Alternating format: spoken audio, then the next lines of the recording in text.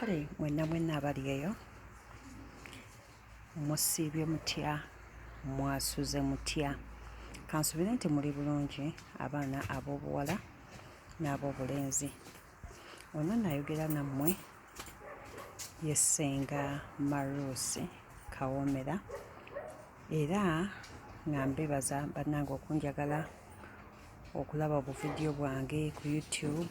Njagala mwongere okusubscribinga awamu n'okkuba akade, awamu n'okubeera eyo ng'obadde tomanyi n'ombuuza ebibuuzo ki ky'oba oyagala, osobola ogenda mu inbox yange n'okubira ku nnamba zange ez'essimu. Gwe omukyala ali eyo abadde tomanyi kimwakulata. Kino kye kimwakulata kye mbalaga wano mu vidiyo bw'abadde takimanyi, era nga nkugamba nti gwe omukyala bw'oba obadde olina obuzibu ng'olina amabwa oba ng'olina infection, ekimwakulata kino ddagala nno gw'abadde takimanyi. Ekimwakulata kino osobola okkiyenga n'okinywa, oba sinaki n'okyokyako, olumala n'okiyenga mu ngalo zo n'okiteeka wansi. Kivumula nnyo amabwa mu abakyala oba ffe abakyala n'otasobola kubeera n'amabwa. Jjukira amabwa ago we gajja oba ng'olina infection oba owunya wansi, amazzi agaba gakuvaamu gaba gakutukakutuka nga galina ng'amata. N'olwekyo gwe ali eyo osobola okukozesa ekimwakulata kino ne kikuyambako gwe omukyala. Ekimwakulata kino kiyambako ne ku mazzi, ŋŋambye kiyambako ne ku mazzi.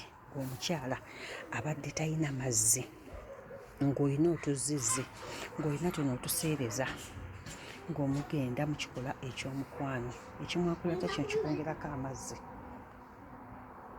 Era osobola okukiyenga n'okinywa, n'osobola okweyongera ku bungi bw'amazzi mu mmana. Okitegeera? N'osobola okubeera nga ofuka amazzi. Omukyala yenna abeera n'amazzi, naye mwina abamu amazzi amatono. Ng'omusajja ajja kukuba akacyabali, amazzi gaggweeyo nga tolina mazzi gamala. Ekimwakulata kino kikola bannange mmwe abakyala. Gwakyagala mu pawuda, era ne pawuda mwina, osobolanga okuteeka ku mazzi agookya n'osobola okunywa oba n'okwejjanjabisa amabwa ago ge ŋŋambye nga infection, mmwe abalina amazzi agavaayo nga gabunduka nga birina ng'amata ebikutukakutuka.